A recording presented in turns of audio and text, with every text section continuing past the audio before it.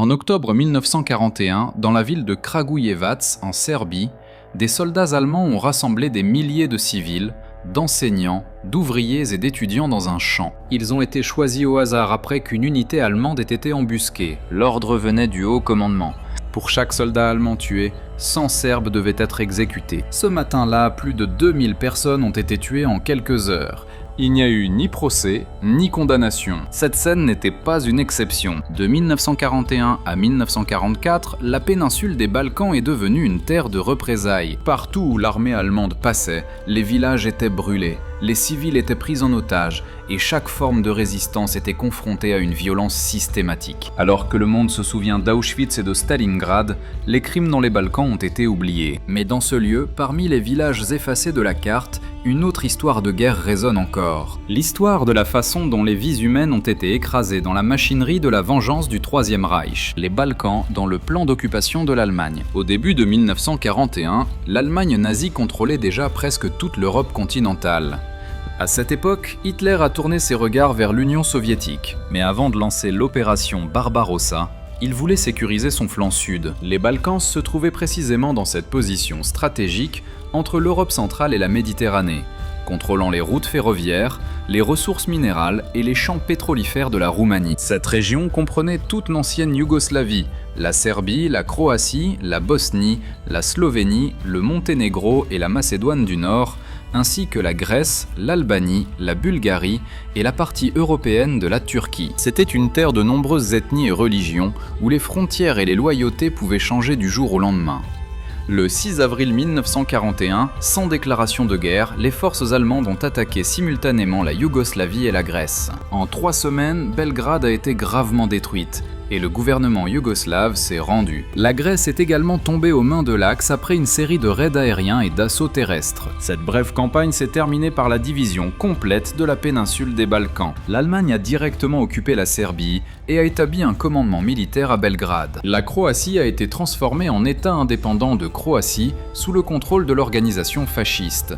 La Grèce a été divisée en 3 zones administrées par l'Allemagne, l'Italie et la Bulgarie. Chaque zone est devenue un maillon du système d'occupation et d'exploitation de Berlin. L'objectif de l'Allemagne était clair, transformer les Balkans en zone tampon stratégique, une source de matières premières et de main-d'œuvre pour sa machine de guerre, tout en écrasant toute forme de résistance. Des gouvernements fantoches ont été établis et les forces de police locales ont été réorganisées pour servir la machinerie de contrôle et la politique de représailles sanglantes. D'abord, à partir du milieu de 1941, la flamme de la résistance s'est propagée dans tous les Balkans. En Yougoslavie, 2 forces majeures ont émergé. L'armée partisane de Joseph Broz Tito et la force Chetniks dirigée par Draža Mihailović. Elles différaient dans leurs objectifs politiques, mais partageaient le même ennemi, l'Allemagne nazie. De petites attaques et des embuscades dispersées ont commencé à se propager des forêts de Bosnie aux plaines de Serbie. L'Allemagne a réagi avec un ordre de représailles. Le 16 septembre 1941, le général Franz Böhm, commandant de l'armée allemande en Serbie, a émis une directive. Pour chaque soldat allemand tué, 100 civils devaient être exécutés. Pour chaque soldat allemand blessé, 50 civils devaient être arrêtés ou exécutés. Ce n'était pas une menace, mais un plan, exécuté comme une règle administrative.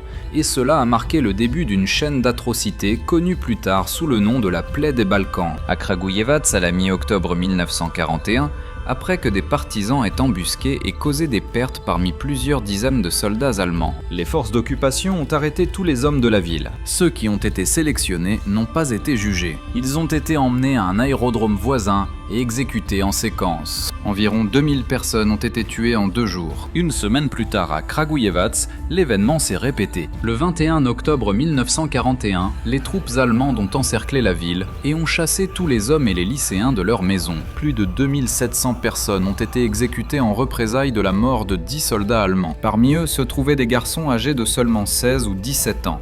L'incident a choqué toute l'Europe. Et après la guerre, Kragujevac est devenu un symbole du crime collectif de l'Allemagne en Serbie. Ces incidents n'étaient pas des actes isolés. Ils faisaient partie d'une politique de dissuasion par la peur. Les Allemands croyaient que seule la violence absolue pouvait contrôler la population locale et écraser la résistance. Mais le résultat a été l'inverse. Plus les gens mouraient, plus plus le mouvement partisan s'étendait. Les conséquences de la politique de représailles étaient visibles partout. Des milliers de maisons ont été brûlées, des villages ont disparu de la carte, des familles ont été détruites et des dizaines de milliers ont disparu. De nombreux survivants ont rejoint les partisans, voyant le combat comme le seul moyen de survivre. Les Allemands, au lieu de stabiliser les territoires occupés, ont été entraînés dans une guerre sans fin. À la fin de 1941, la Serbie et la majeure partie de la Yougoslavie étaient tombées dans le chaos.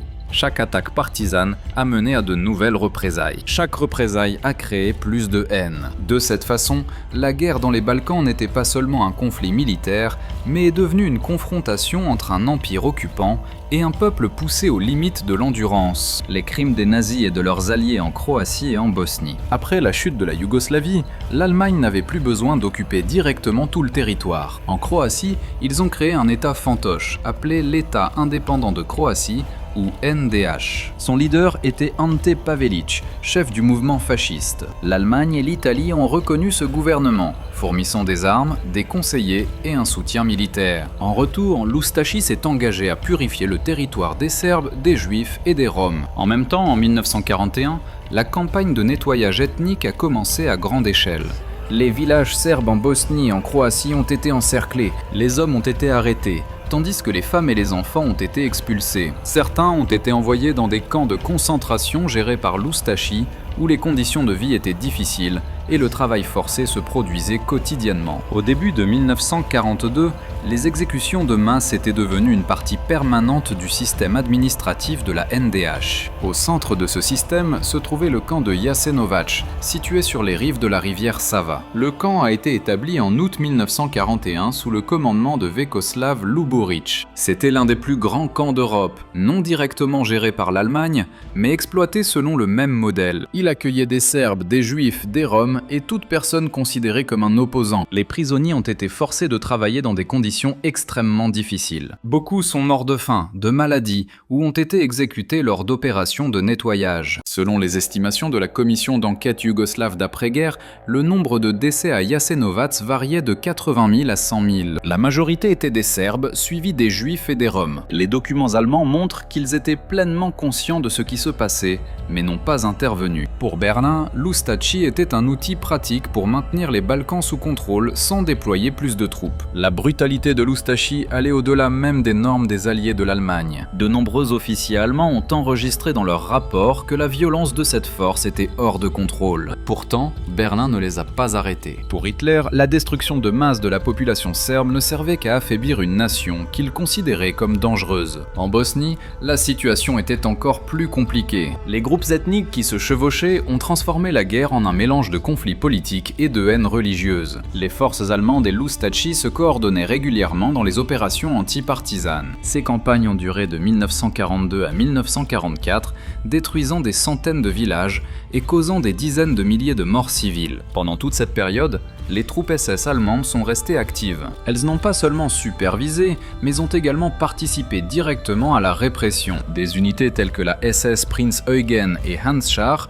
opéraient dans les montagnes de Bosnie et du Monténégro, travaillant avec l'Oustachi et la police locale. Elles utilisaient la même méthode, encerclant les villages, confisquant la nourriture, prenant des otages et effectuant des exécutions de masse après chaque attaque partisane. En conséquence, une grande partie de la population serbe en Croatie et en Bosnie a été anéantie. Les dossiers yougoslaves d'après-guerre ont documenté plus de 700 000 membres de groupes minoritaires tués ou décédés en détention. Environ un tiers d'entre eux dans des camps gérés par l'Oustachi. De nombreux historiens modernes croient que le nombre réel pourrait être inférieur, mais toujours entre 300 000 et 500 000. Quel que soit le chiffre accepté, il reste l'un des plus grands génocides systématiques en Europe, en dehors de l'Allemagne. La Grèce, lorsque des villages entiers ont été effacés, aux côtés des atrocités qui se sont produites en Croatie et en Bosnie. L'invasion allemande s'est rapidement étendue vers le sud à travers la péninsule des Balkans. Après l'effondrement de la Yougoslavie en avril 1941, les forces allemandes ont immédiatement avancé en Grèce. À la fin du mois, Athènes était tombée. L'Allemagne, l'Italie et la Bulgarie se sont divisé le contrôle. L'Allemagne tenait les régions clés, notamment Athènes, Thessalonique et les îles stratégiques. L'Italie a occupé la majeure partie du territoire restant, tandis que la Bulgarie a pris la trace. L'occupation a rapidement plongé le pays dans la crise. En 1941, l'Allemagne a commencé à acheter des céréales et des biens à des prix fixes, ce qui a déclenché une famine. Pendant l'hiver de 1941-1942, plus de 100 000 Grecs sont morts de faim et de maladie. De grandes villes comme Athènes et Le Pirée sont devenues des lieux de désespoir, tandis que l'armée d'occupation continuait à saisir les approvisionnements alimentaires pour ses troupes. En même temps, le mouvement de résistance s'est propagé. Des montagnes de Thessalie au Péloponnèse, des groupes connus sous le nom de AM et d'Hélas ont émergé, attaquant les convois d'approvisionnement, sabotant les chemins de fer et détruisant les avant-postes. Face à cette résistance, l'Allemagne a appliqué les mêmes mesures de représailles utilisées en Serbie, imposant des punitions collectives et effaçant des villages entiers soupçonnés d'aider les partisans. En décembre 1943, l'incident à Kalvica est devenu un tournant. Après que 78 soldats allemands aient été capturés et exécutés par la résistance, la 117e division Wehrmacht a encerclé le village. Tous les hommes de plus de 14 ans ont été rassemblés dans un champ voisin.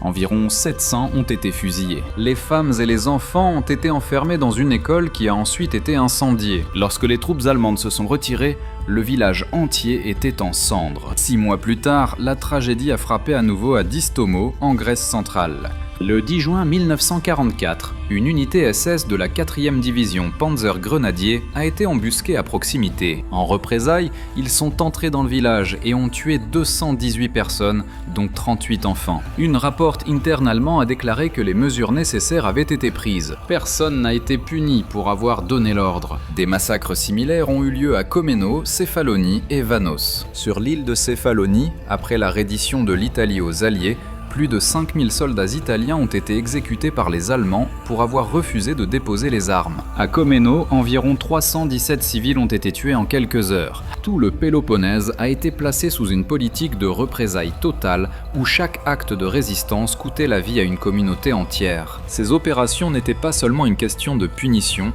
mais aussi une stratégie politique. Berlin voulait transformer la Grèce en une région stabilisée par la peur, pour empêcher les partisans de se coordonner avec les Alliés. Pourtant, ces massacres ont eu l'effet inverse. Après Kalvica et Distomo, des milliers de jeunes hommes ont rejoint l'Hélas. Et l'Allemagne a été forcée de maintenir plus de 60 000 troupes stationnées en Grèce, juste pour maintenir le contrôle. Un nombre énorme pour un territoire déjà épuisé. À la fin de 1944, alors que les forces allemandes se retiraient, environ 300 villages grecs avaient été complètement détruits. Des dizaines de milliers de personnes ont été tuées, la plupart d'entre elles des civils. De nombreux villages n'ont jamais été reconstruits. Après la guerre, la Grèce a vécu avec le souvenir de ces lieux effacés de la carte. Kalvica et Distomo sont devenus des symboles durables de la brutalité que la politique allemande de représailles collectives avait apporté à la péninsule des Balkans. Les crimes en Albanie, au Monténégro et en Slovénie entre 1941 et 1944. Les crimes de l'Allemagne nazie dans les Balkans ne se sont pas arrêtés en Serbie ou en Croatie. Après la reddition de l'Italie en 1943, les forces allemandes se sont immédiatement déplacées pour occuper les territoires laissés par leur ancien allié, notamment l'Albanie et le Monténégro. Leur objectif était d'empêcher les forces partisanes d'ouvrir des routes vers la mer Adriatique et de sécuriser le corridor de retraite de la Grèce. Une fois au contrôle, les Allemands ont lancé une série d'opérations sous le nom de campagne anti-partisane. En réalité, il s'agissait de campagnes systématiques de destruction. Les villages ont été encerclés, les civils ont été capturés. Les maisons ont été brûlées jusqu'au sol. Tout endroit soupçonné d'aider la résistance a été traité comme une cible. Au Monténégro, l'unité SS Prince Eugen est devenue tristement célèbre. Sous le prétexte de chasser les partisans, ils ont mené une politique de brûlage, de capture et de meurtre de tout ce qu'ils voyaient. Le 7 juin 1943, dans le village de Dolipki, les troupes SS ainsi que les forces Ustachi et Handschar ont encerclé toute la zone. En un jour, 522 personnes ont été tuées, dont 109 enfants. Les maisons ont été incendiées. Le bétail a été saisi. Le village de Dolipki a disparu de la carte en moins de 24 heures. Un an plus tard, le 28 juillet 1944, le massacre de Velikica a répété la même tragédie. 2 divisions SS, Prince Eugène et Skanderbeg, sont entrées dans la région de Plav au Monténégro après avoir échoué dans une opération anti-partisane. Elles ont brûlé le village de Velikica, tuant plus de 400 personnes, la plupart d'entre elles des femmes, des personnes âgées et de jeunes enfants. Les survivants ont rappelé que les soldats SS allaient de maison en maison, ne laissant personne en vie. Après la guerre, le gouvernement yougoslave a confirmé que le nombre de victimes était d'environ 550. En Albanie, les autorités d'occupation allemandes ont établi un réseau de police et d'unités auxiliaires locales. D'octobre 1943 au printemps 1944, les campagnes se sont étendues largement. De nombreux villages ont été complètement détruits, et les résidents ont été forcément déplacés ou envoyés dans des camps de travail en Allemagne. Les zones soupçonnées d'abriter des partisans ont souvent été rasées pour empêcher leur réoccupation. Des dizaines de milliers d'Albanais ont été tués ou ont disparu pendant cette période. La Slovénie a connu le même sort. Après avoir été divisée entre l'Allemagne, l'Italie et la Hongrie, les régions de Styrie et de Karniol ont été placées sous contrôle allemand. Berlin a mis en œuvre une politique de germanisation, expulsant les populations locales pour les remplacer par des Allemands ethniques. De la mi-1941 à 1942, plus de 37 000 Slovènes ont été forcément relocalisés en Autriche et en Allemagne. Des milliers d'autres ont été envoyés dans des camps de concentration pour avoir prétendument soutenu la résistance. Pour l'Allemagne, c'était une mesure de stabilisation de la population, mais en réalité c'était l'effacement de la culture et de l'identité de toute une communauté. Partout où l'armée allemande allait, les traces étaient les mêmes. Des villages brûlaient, les populations disparaissaient et les terres agricoles gisaient en ruines. Ces campagnes ont non seulement modifié la carte démographique des Balkans, mais ont également laissé des conséquences qui ont duré pendant des décennies. Après la guerre, de nombreuses régions n'ont pas pu se rétablir en raison de la perte de vie et de la destruction complète des infrastructures. Dissimulation des crimes et procès d'après-guerre. Quand la guerre a tourné à la fin de l'année 1944, les forces allemandes ont commencé à se retirer des Balkans. En même temps, elles se sont mises à dissimuler chaque trace de leurs crimes.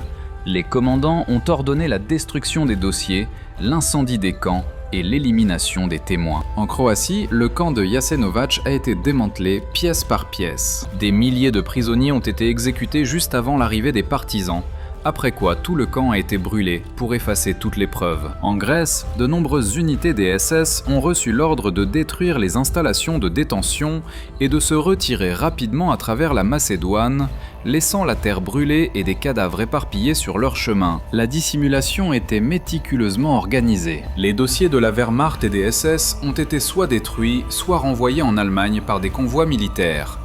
Les documents de la commission d'enquête sur les crimes de guerre yougoslaves ont montré plus tard que la plupart des documents concernant les massacres en Serbie, au Monténégro et en Bosnie ont été brûlés à Belgrade en octobre 1944, seulement quelques jours avant l'entrée des troupes soviétiques dans la ville. En Grèce, les dernières unités allemandes ont fait sauter les ponts et brûler tous les bureaux administratifs avant de se retirer. Pourtant, la vérité ne pouvait pas rester enterrée à jamais. Quand les partisans de Tito et l'armée rouge ont avancé à la fin de l'année 1944, ils ont découvert de nombreuses fosses communes. À Kragujevac, de longues tranchées contenaient des milliers de cadavres. À Valičica et Doli, des villages entiers ont été trouvés rasés, avec des cendres et des restes humains mélangés dans les ruines. En Grèce, le gouvernement provisoire a formé une commission d'enquête spéciale qui a documenté plus de 300 villages complètement détruits et des dizaines de milliers de personnes mortes dans des actions de représailles. À partir de 1945, des tribunaux militaires ont commencé en Yougoslavie.